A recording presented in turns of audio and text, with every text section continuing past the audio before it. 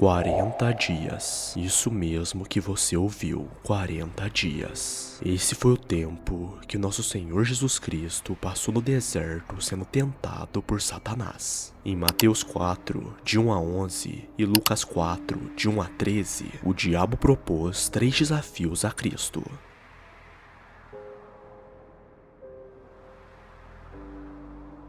Primeiro, instigou Jesus a saciar sua fome, transformando pedras em pães. Ao que ele respondeu que nem só de pão viverá o homem, mas de toda palavra que sai da boca de Deus. Em seguida, o desafiou a provar sua divindade, saltando do pináculo do templo para ser salvo por anjos, sendo rebatido com a frase: "Não tentarás o Senhor teu Deus". E por fim, ofereceu todos os reinos do mundo em troca de adoração. E nesse momento, Jesus ordenou: "Vai-te, Satanás, pois está escrito: ao Senhor teu Deus adorarás e só a ele servirás".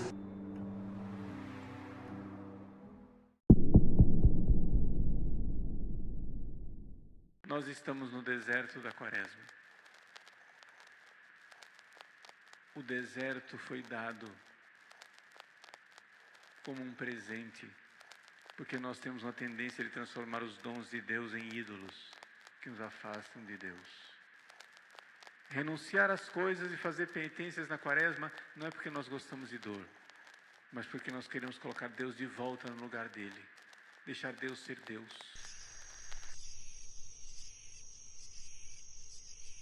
A Quaresma é um período que acontece de 18 de fevereiro a 2 de abril e é intimamente ligada ao catolicismo. Porém, existem alguns paralelos dessa época em outras mitologias ao longo da história.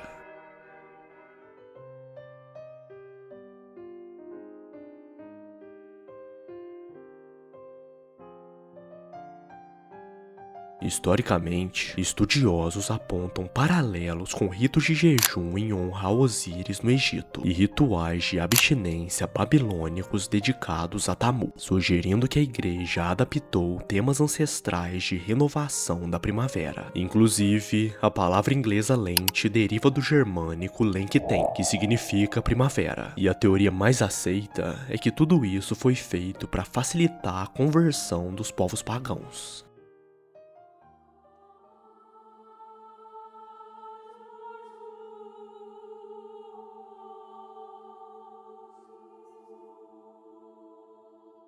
Agora, fora do catolicismo ocidental, mas ainda no cenário do cristianismo, existem algumas variações. A Igreja Ortodoxa, por exemplo, observa a Grande Quaresma, que começa na segunda-feira pura e segue regras de jejum muito mais rígidas que as ocidentais. Lent is about repentance.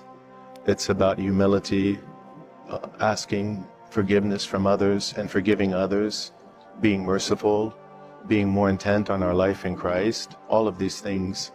So Great Lent has incredible potential, for Orthodox Christians to deepen their faith and their repentance and their life in Christ and to draw nearer to Christ. Then the celebration of the resurrection of Christ can be extraordinary for people. Em vertentes protestantes, como no anglicanismo e luteranismo, a prática ainda é valorizada, ao contrário de vertentes que a veem como uma tradição sem base bíblica direta.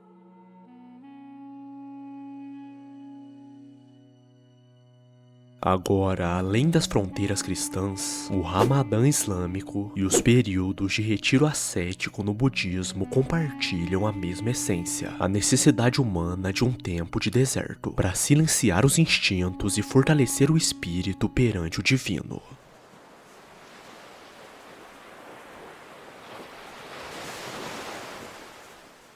Dado essa contextualizada geral, vamos nos aprofundar na tradição católica ocidental e vislumbrar a história da Quaresma.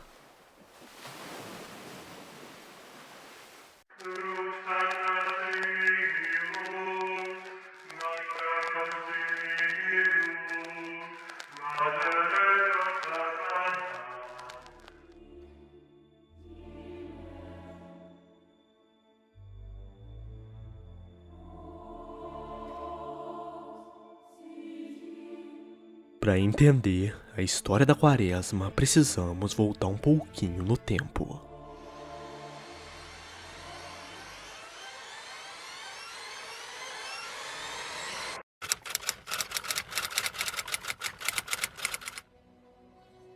Nos primórdios do cristianismo não existia uma quaresma. A preparação para a Páscoa era breve e intensa. Um jejum absoluto de 40 horas em memória do tempo de Jesus no sepulcro, ou no máximo uma semana de jejum. Para os cristãos da antiguidade, a vida era uma quaresma contínua, pois o risco de martírio exigia uma prontidão espiritual constante. E foi somente após a paz de Constantino que a igreja sentiu a necessidade de estruturar um tempo de treinamento espiritual para os novos convertidos, conhecidos como catecumenos, que seriam batizados na noite de Páscoa.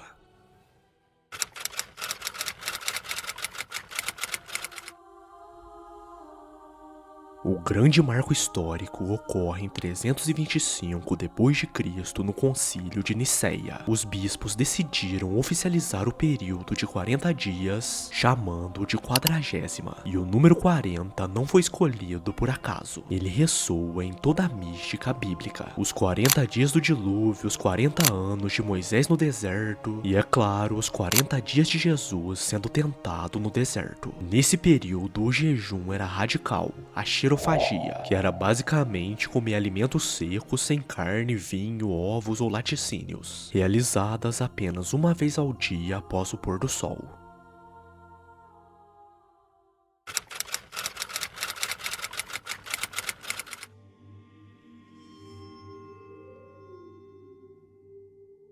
Originalmente, a quaresma começava em um domingo. Porém, como os domingos são celebrações da ressurreição, logo não se jejua neles, a conta dos 40 dias não fechava. E por volta do ano 600, o Papa Gregório Magno antecipou o início da quaresma para a quarta-feira anterior, somando 4 dias para garantir que, descontando os domingos, o fiel completasse exatamente 40 dias de jejum. E o símbolo das cinzas, que era inicialmente um rito para penitentes públicos que eram expulsos da igreja e só retornavam na Quinta-feira Santa, foi estendido para todos os fiéis no século XI, como um lembrete de que no fim somos apenas pó.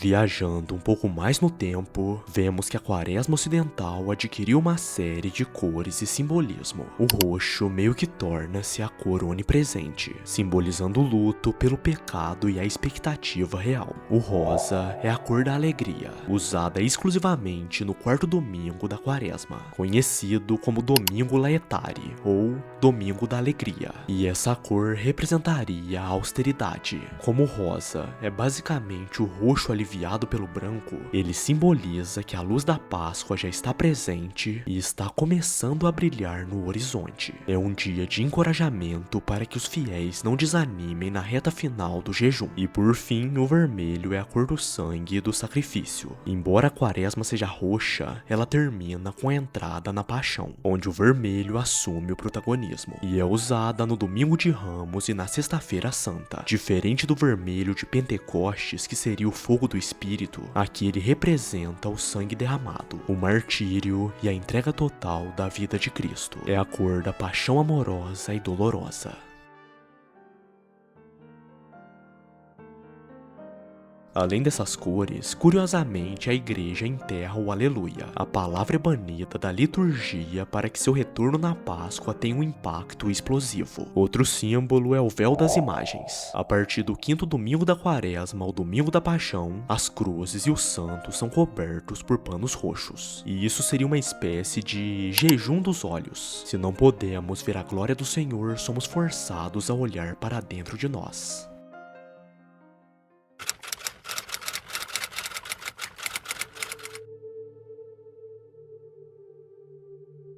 E para finalizar a linha do tempo, temos a Quaresma moderna, que é basicamente a que a gente vive atualmente. E ela é resultado de uma simplificação feita pelo Papa Paulo VI. A contagem atual é de 44 dias, da quarta-feira de cinzas até a missa de quinta-feira santa. O jejum rigoroso medieval deu lugar à abstinência de carne nas sextas-feiras e ao jejum obrigatório em apenas 2 dias, quarta-feira de cinzas e sexta-feira santa. O foco mudou da punição física para a metanoia, que seria basicamente uma conversão de pensamento, unindo 3 pilares principais: a oração, simbolizando a relação com Deus, o jejum, simbolizando a relação consigo mesmo, e a esmola, simbolizando a relação com o próximo.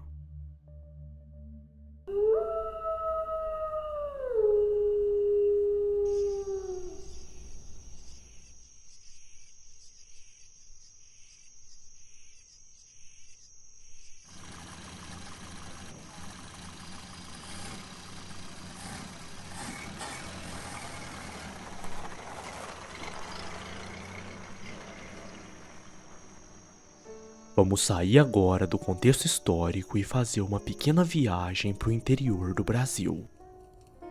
No interior do Brasil, o tempo da Quaresma começa com um silêncio, que parece descer sobre as serras e os sertões, logo que o último eco do carnaval se apaga. Nas cidades, o badalar festivo dos sinos é abruptamente substituído pelo estalo seco, que anuncia que a terra entrou em luto. É um tempo onde o sagrado e o assombrado caminham de mãos dadas pelas ruas desertas à meia-noite, enquanto os grupos de penitentes envoltos em lençóis brancos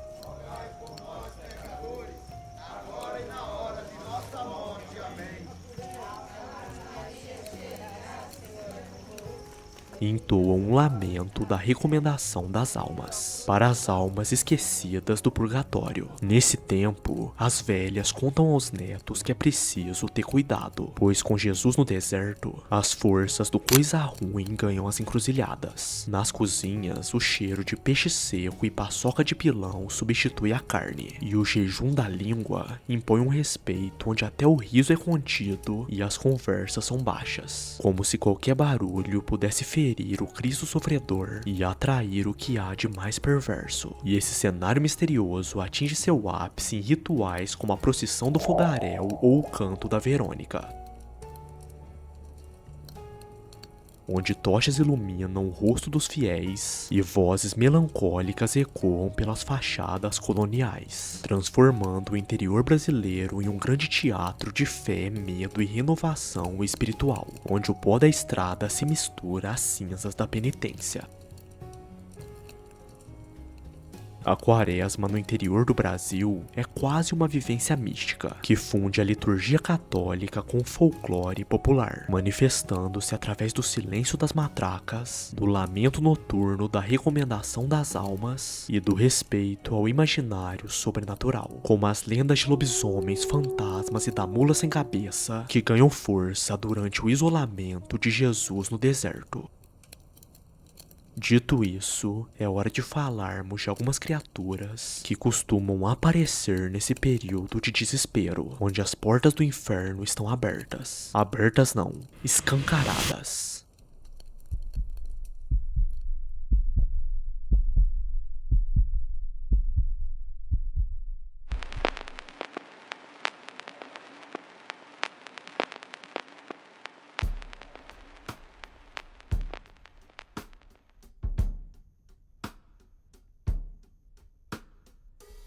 E como eu disse, nesse período, tudo que é de sobrenatural vai para as ruas, principalmente no interior do país. Algumas entidades estão intimamente ligadas a esse período, como lobisomem, mula sem cabeça, procissão das almas e as almas penadas. E outras nem tanto, mas eu separei uma lista para vocês das criaturas mais perturbadoras da Quaresma. Então, vamos tomar um pouco do puro suco do folclore brasileiro.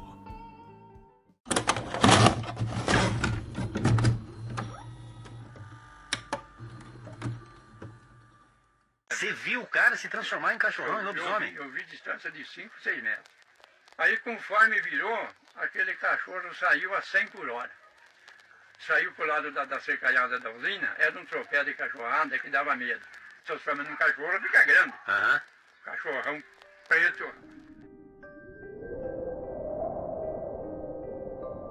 Em primeiro lugar, nada mais justo do que falar do bom e velho homem-lobo. O lobisomem faz parte do imaginário de vários povos, mas aqui no Brasil, ele ganhou, digamos que, uma nova roupagem. Aqui, a transformação costuma acontecer na virada de quinta para sexta, principalmente na época da quaresma. E é por essa ligação com o período quaresmal que eu resolvi começar as criaturas por ele. A lenda diz que o sétimo filho homem, depois de 6 irmãs, vira lobisomem aos 13 anos se não for batizado pela irmã mais velha. E para se transformar, ele tira a roupa, esconde-se e se deita no chão onde um animal rolou anteriormente.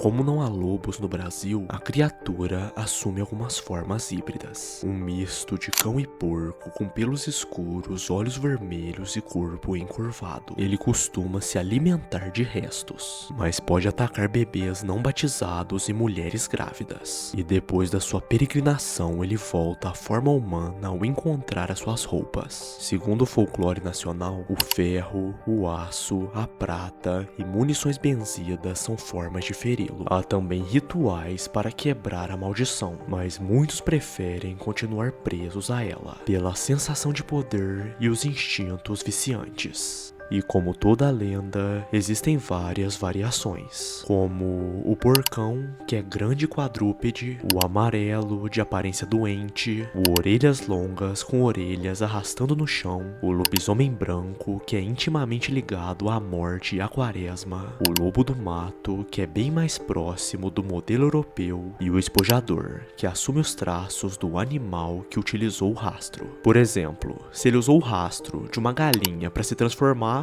ele vira um lobisomem galinha. Se usou de um porco, um lobisomem porco, de um cavalo, um lobisomem cavalo e assim segue.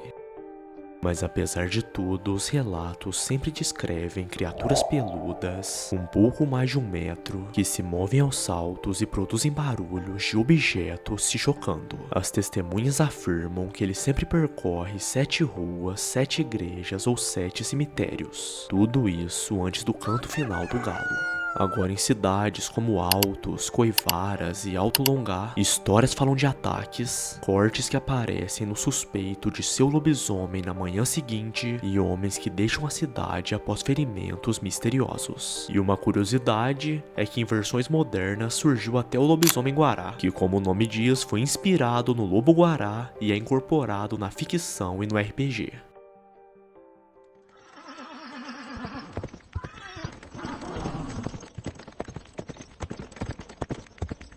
Você por acaso consegue ouvir esses galopes? Essa é a mula sem cabeça, uma das figuras mais conhecidas do folclore brasileiro. A lenda descreve uma mulher amaldiçoada por manter relações com um sacerdote, e como punição quase que divina, ela se transforma na virada de quinta para sexta-feira em uma mula sem cabeça. Mas não é uma simples mula sem a cabeça. O animal tem uma chama intensa vinda direto do inferno saindo do pescoço.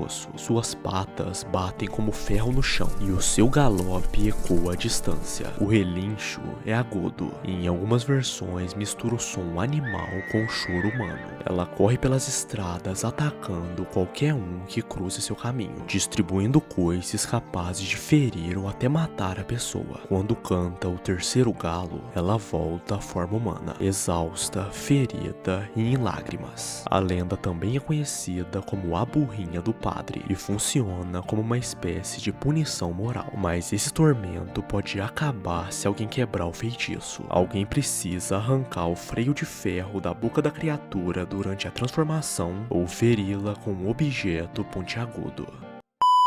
Cara, esse negócio do ferro na boca não faz sentido nenhum, porque tipo, é uma mula sem cabeça, então ela não tem cabeça, e você põe o ferro na boca do burro, e levando em consideração que não tem uma cabeça, que é só fogo, como que alguém vai tirar um ferro do fogo, sendo que não tem lugar pro negócio ficar fixado? Quando eu tava editando isso aqui, eu realmente pensei que era um erro de roteiro, mas aí eu fui pesquisar e era literalmente isso, a pessoa tem que arrancar o freio da boca da criatura durante a transformação. Eu não entendi. Como é que você vai tirar um ferro de uma brasa que não tem lugar pra ele estar fixado? Tipo, não faz sentido. Mas é só isso mesmo, vamos voltar pra história.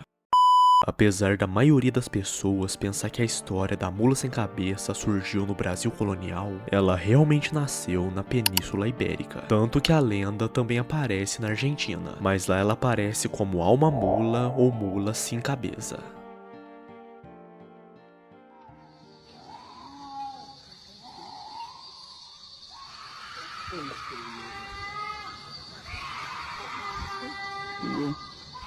Tá ouvindo esse som ecoando na mata? E se eu te falar que isso não é um animal e muito menos um ser humano? Isso é o corpo seco, uma figura do folclore brasileiro e ibérico. A lenda descreve um cadáver ressecado, tão marcado por pecados graves que nem Deus, nem o diabo, nem a própria terra o aceitam. O corpo é expulso do túmulo e passa a vagar pelas noites, seco, enrugado e com a pele colada aos ossos. Luiz da Câmara Cascudo interpreta essa união entre corpo e espírito como uma punição moral. O morto cumpre uma sentença eterna, rejeitado por todos os planos. Basílio de Magalhães descreve o corpo seco como um homem cruel em vida, cuja maldade era tanta que ele era capaz de maltratar a própria mãe. E como é sabido pela tradição oral, após a morte o seu destino é levantar da tumba e assombrar os vivos. E é claro, como uma boa lenda brasileira, existem várias variações regionais. Em Minas Gerais, os relatos situam a criatura no Morro São Vicente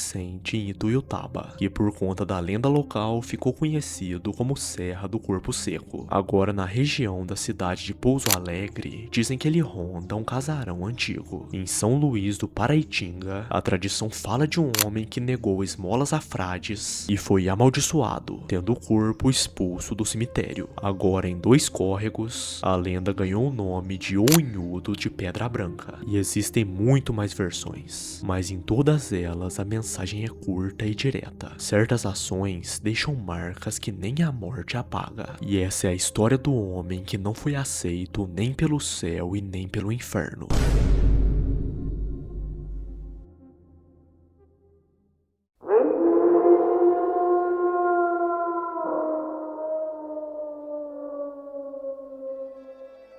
Imagine-se na seguinte situação: você está dormindo, já passa das 3 da manhã. É quando você começa a ouvir uivos lá fora. São uivos estranhos, mas você tenta se convencer que é apenas um cachorro. Mas a curiosidade, enfim, ganha. Você abre uma pequena fresta na janela para ver o que está acontecendo. Mas ao invés de ver um cachorro, você vê isso. O cão do inferno da quaresma é descrito como uma entidade que surge durante o período da quaresma para cobrar os pactos que foram feitos com forças malignas. A lenda afirma que ele vem buscar a alma de quem vendeu seu destino. Agora, em questão de aparência, em muitos relatos ele aparece como um grande cão de pelo escuro ou em um tom verde quase que fluorescente. Ele tem um brilho intenso nos olhos que ardem como fogo e um cheiro insuportável que mistura enxofre e podridão. Eu não tenho ideia e nem quero ter de qual é o cheiro do inferno, mas eu tenho certeza que o cheiro do cão da quaresma é bem parecido. Além da aparência perturbadora e do cheiro intragável, dizem que ele manipula o medo, enlouquece suas vítimas e atravessa grandes distâncias como se abrisse caminhos invisíveis na noite. E como se não fosse bizarro o suficiente um cão do inferno que vem coletar tua alma, em algumas versões a criatura não anda sozinha. Ela surge montada por um homem que foi marcado por pecados graves. Alguns dizem que esse homem é o corpo seco. Outros dizem que é Caim, o primeiro assassino. E há quem diga que ele é Judas Iscariotes, o homem que traiu Jesus e foi condenado a vagar pela eternidade. Mas independente de quem seja, o fato é que esse ser carrega um apito, e o som desse apito anuncia a aproximação da morte. As histórias mais populares ligam a aparição ao silêncio das madrugadas da quaresma, quando cães começam a latir sem motivo e sombras cruzam estradas vazias. É sinal de que o cão da quaresma está ali. Então, em vez de ser curioso e checar o que é, sugiro que comece a rezar.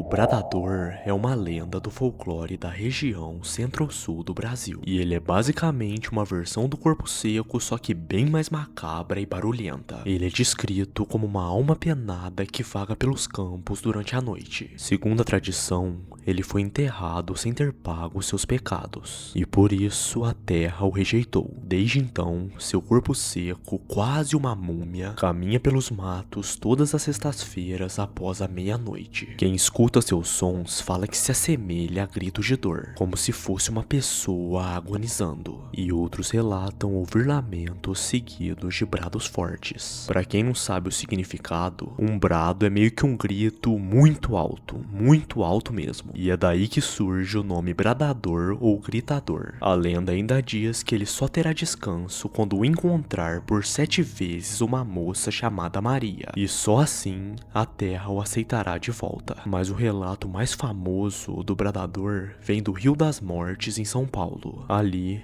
ele é chamado de bicho barulhento. Conta-se que 40 mineradores movidos pela cobiça pelo ouro mataram uns aos outros. E depois da tragédia, gritos começaram a ecoar durante a noite, como se toda a tragédia daquele evento tivesse criado essa entidade.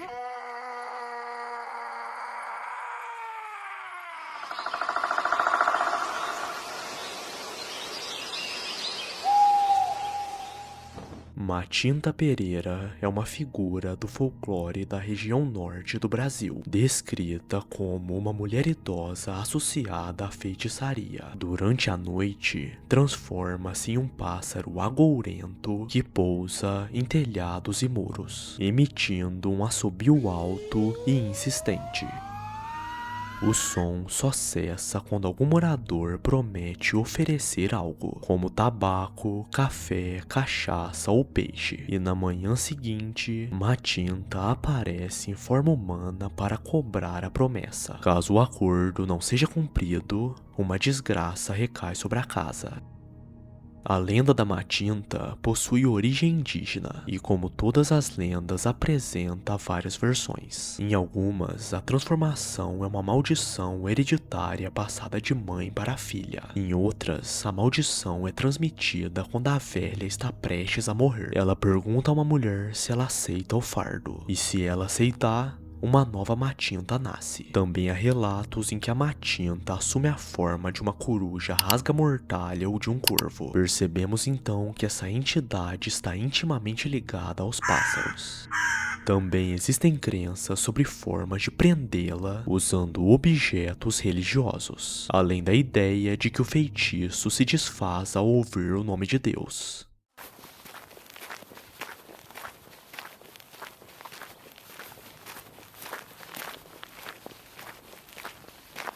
Você tá voltando pra casa, um pouco tarde, um pouco embriagado, é quando por algum motivo você vê um porco na rua. Você se surpreende, mas logo ignora. Mas aí você realmente para pra pensar, e isso não é um porco. A porca dos 7 leitões é uma lenda presente nas regiões centrais e meridionais do Brasil. Ela surge na madrugada, em ruas desertas, becos, encruzilhadas ou perto de igrejas. E ao contrário da maioria das entidades aqui, essa coisa não costuma aparecer na zona rural, mas sim nos grandes centros urbanos. Ela aparece como uma grande porca acompanhada de 7 filhotes que berram ao seu redor, enquanto ela ronca de forma perturbadora. Em muitas versões, ela não ataca ninguém, mas assombra homens casados que voltam para casa tarde da noite. Quando alguém tenta encará-la, a porca e os leitões desaparecem e reaparecem logo depois. O mito tem origem em Portugal, onde a figura é associada ao diabo ou uma de suas formas. Vindo para o Brasil, surgiram novas interpretações. Em Cuiabá, a lenda foi registrada como um castigo para uma mulher que interrompeu a gravidez, onde cada leitão é ligado a um aborto. Agora, na versão paulista, ela aparece como uma rainha amaldiçoada e seus 7 filhos. De um ponto de vista mais simbólico, Luiz da Câmara Cascudo apontou que a porca simboliza os excessos e os vícios, surgindo de forma repentina diante de quem frequenta ambientes noturnos.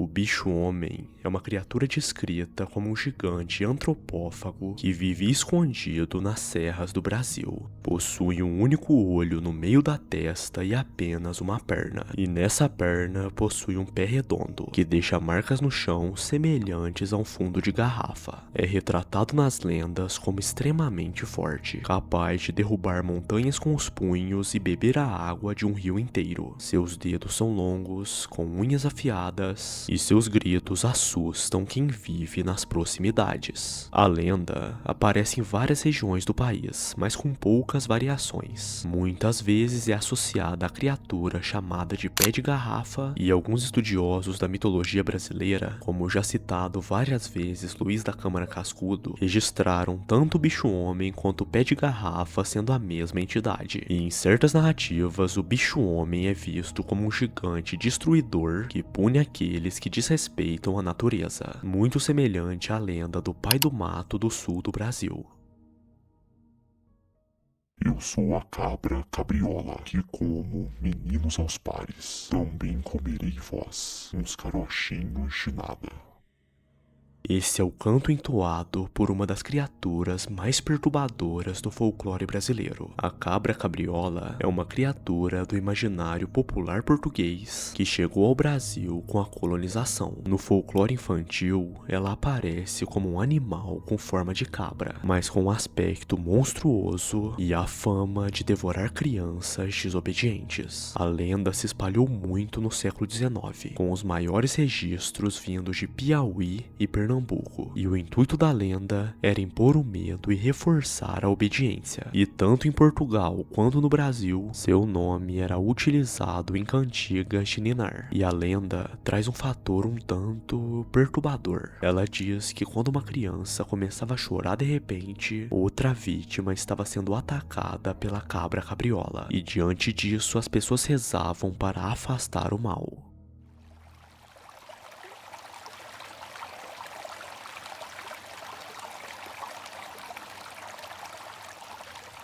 Vira-roupas é uma assombração bem popular em Pernambuco, com forte presença em Recife e bairros como Casa Forte, Poço da Panela e Casa Amarela. Ele nunca é realmente visto, mas deixa sinais claros da sua passagem. Roupas que foram arrumadas durante a noite amanhecem reviradas, manchadas com botões arrancados ou do avesso. O vira-roupas é descrito como um fantasma bagunceiro, semelhante a outras figuras travessas do folclore, que gosta de causar desordem e tristeza dentro das casas. Na região da Paraíba e no Rio Grande do Norte, a lenda acabou ganhando outra forma. Fala-se de um ser alto e ágil que persegue lavadeiras em rios e lagoas, sujando e estragando as roupas deixadas para secar. Mas com a chegada da água encanada e a redução das lavagens em rio, acredita-se que os relatos diminuíram e quase acabaram. Mas na época da quaresma, o vira-roupas faz uma aparição especial, porque causando infortúnios dentro das casas, abre margem para que algo mais maligno possa adentrar na residência.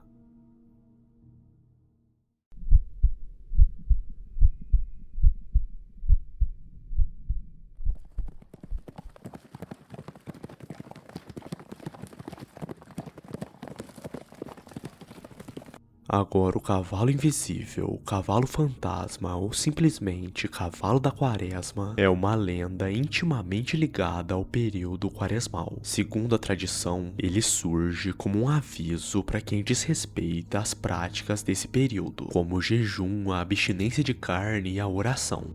Durante a noite, um cavalo misterioso passa galopando perto da janela de quem ignora essas obrigações. O som é forte e repentino. Muitos tentam olhar ou sair de casa para ver o animal, mas nunca conseguem. E a explicação que a lenda dá para isso é bem simples. O cavalo não é visto porque ele é invisível. Alguns relatos ainda afirmam que apenas marcas misteriosas ficam no chão após a passagem. E essa figura, ela funciona como um sinal de advertência, reforçando a ideia de respeito ao sofrimento de Cristo. E uma curiosidade é que em certas versões populares surge a menção a um cavalo invisível de cristal, que é associado a propriedades mágicas. Mas essa variação aí é bem menos difundida do que a narrativa principal. De qualquer forma, fica aí a curiosidade.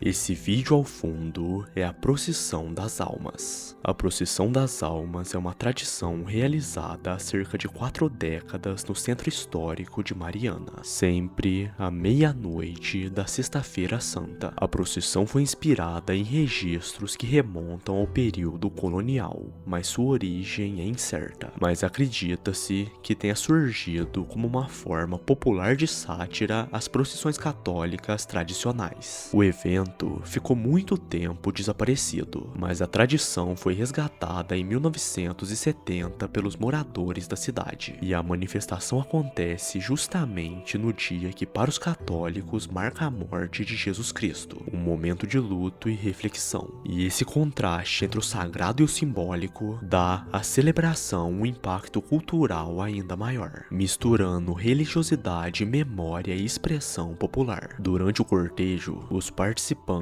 vestem túnicas brancas com capuzes, carregam velas acesas e percorrem as ruas de pedra entoando cânticos fúnebres, enquanto correntes e matracas ecoam pela madrugada. A própria figura da morte integra a encenação, com um manto preto e uma foice nas mãos.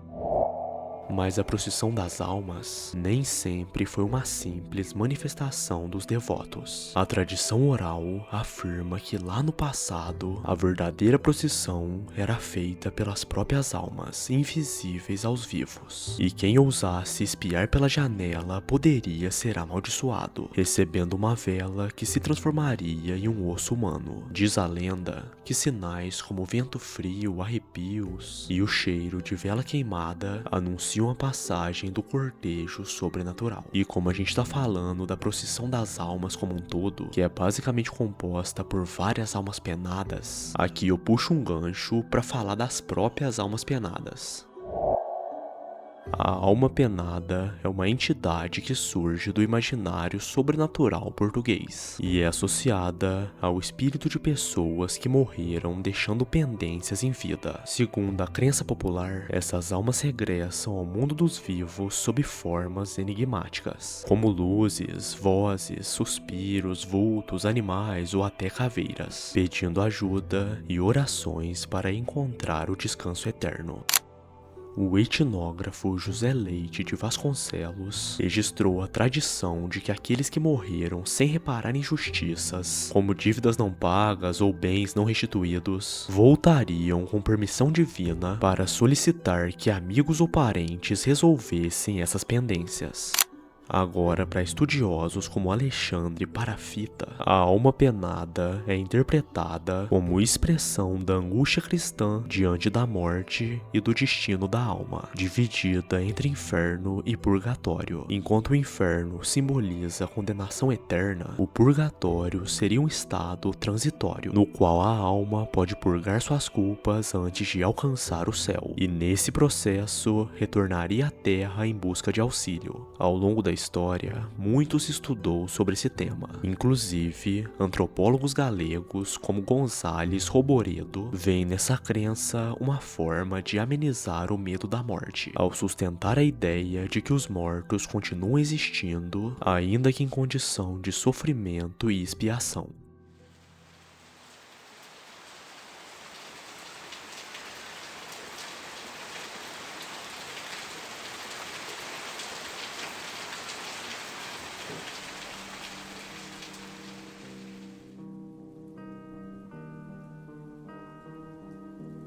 Tutu Marambá, ou só Tutu, é uma figura associada às cantigas de ninar, usadas para assustar as crianças e fazê-las dormir. Descrito como um monstro de forma indefinida, ele costuma ser comparado ao bicho-papão, permanecendo à espreita, muitas vezes atrás das portas dos quartos, só esperando a hora de assustar aqueles que resistem ao sono. Acredita-se que a lenda tem a influência das tradições europeias de canções amedrontadoras, além de contribuições africanas, já que o termo tutu pode derivar de kitutu do kibundo, que basicamente significa algo como ogro ou papão, e com toda a narrativa popular, a lenda apresenta algumas variações, recebendo nomes como Tutu Zambê e o já citado Tutu Marambá, além de diferentes descrições físicas, como sendo um personagem forte e brigão, e em outras versões com características monstruosas específicas, como deformidades e a ausência de uma cabeça. A lenda da mulher de branco deve ser uma das mais clássicas e conhecidas do Brasil. Do Brasil não, eu diria do mundo todo. E ela também tem sua participação na quaresma. Conta-se que durante o período quaresmal, especialmente em madrugadas silenciosas ou noites de lua cheia, surge a figura de uma mulher extremamente pálida, vestida com um longo traje branco, vagando por ruas, estradas e cemitérios. Em algumas versões, ela aparece chorando. Em outras, pede carona a viajantes ou assusta aqueles que cruzam seu caminho. Geralmente, a sua presença está ligada a uma morte trágica, traição amorosa ou sofrimento profundo, como se retornasse do mundo dos mortos em busca de redenção ou justiça. Como a tradição diz, a quaresma é um tempo propício para manifestações sobrenaturais, o que reforça ainda mais o mistério em torno dessa aparição. E para tentar explicar a origem dessa aparição, surgiram vários relatos associados a locais históricos, como o Forte de Santa Catarina, onde alguns acreditam tratar-se do espírito de Branca Dias. Se um lobisomem é a mistura de um homem com um lobo, um capelobo é a mistura de um homem com um tamanduá. O capelobo é uma criatura muito presente nas narrativas dos estados do Maranhão, Amazonas e Pará, com origem atribuída aos povos indígenas da região norte. Descrito como um ser monstruoso, possui um corpo humano robusto coberto de pelos, além de uma cabeça e um focinho que lembram um tamanduá bandeira, embora algumas versões mencionem traços de anta ou cachorro, e em certos relatos até se fala de pernas semelhantes às de uma cabra. Habita áreas de mata próximas a rios e várzeas, circulando principalmente durante a madrugada, que é quando emite seus gritos assustadores e ronda as casas e os acampamentos.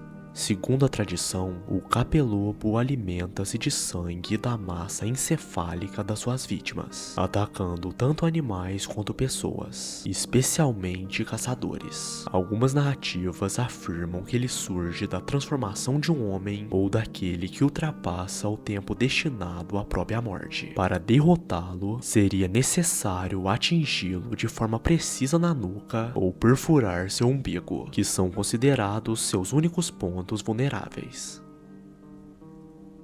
A besta fera é descrita como uma criatura de traços indefinidos, feroz e devoradora de gente, cujo rugido provoca extremo terror. No sentido figurado, o termo também passou a designar pessoas cruéis ou sem coração, além de ter sido usado por historiadores para caracterizar revoltas populares marcadas pela fúria coletiva. A figura da besta fera aparece em antigas narrativas literárias portuguesas e teria sido trazida ao Brasil pelos colonizadores, incorporando novos elementos ao longo do tempo. E chegando ao Brasil, a lenda ganhou características próprias. Em algumas versões, a besta fera assume a forma semelhante a um centauro, com o corpo de cavalo e o torso humano, muitas vezes sendo associada ao próprio diabo. Dizem que ela surge em noites de lua cheia, correndo por florestas e bosques e marcando as pessoas com o sinal da besta. O som dos seus dos cascos já seria suficiente para espalhar o pânico, e quem encara seu rosto enlouquece temporariamente. Mas apesar da aparência e da fama assustadora, certas tradições afirmam que ela não é necessariamente letal para os humanos, apenas chicoteando pessoas e animais que cruzam seu caminho. E para finalizar as criaturas, vamos falar do Cavaleiro da Quaresma. O Cavaleiro da Quaresma é uma assombração bem popular na cidade de Diogo de Vasconcelos. Segundo os relatos, trata-se de uma figura sombria montada em um cavalo extremamente veloz, capaz até de ultrapassar veículos pelas estradas. Um dos detalhes mais marcantes da lenda são as esporas em chama do cavaleiro, que iluminam a noite enquanto ele cavalga em alta velocidade. Tradicionalmente,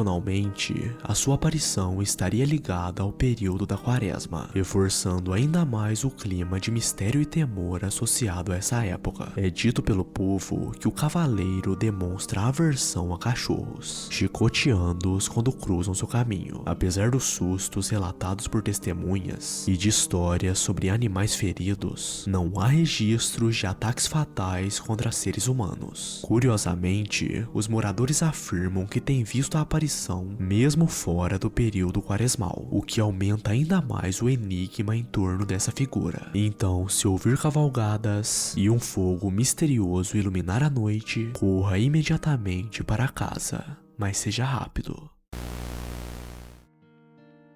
Agora que vimos o quão perturbador pode ser o período da Quaresma, a pergunta que fica é: como se proteger na Quaresma? Proteger-se durante a Quaresma, na visão folclórica e religiosa do Brasil, é um exercício que une a armadura da fé católica aos ritos ancestrais de defesa contra o sobrenatural. Espiritualmente, a Igreja ensina que a maior proteção é o estado de graça, alcançado pela confissão e fortalecido pela oração do Santo Rosário e da Via Sacra, que funcionam como escudos contra as tentações do deserto. No entanto, no imaginário popular, o uso de sacramentais ganha um peso quase místico. A medalha de São Bento, com a sua oração de exorcismo gravada, é pendurada nas portas ou levada no pescoço, enquanto a água benta é jogada nos cantos da casa para limpar o ar de influências malignas.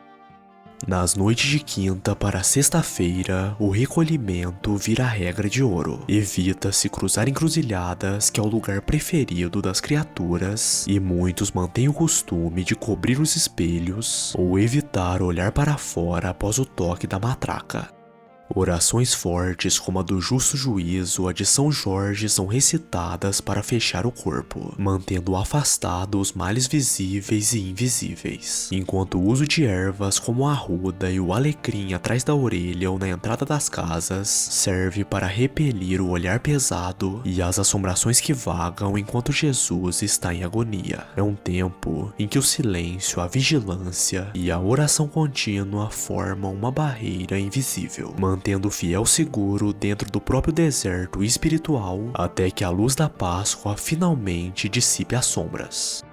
Dito tudo isso, aqui eu me despeço de vocês. Fiquem com Deus e até logo.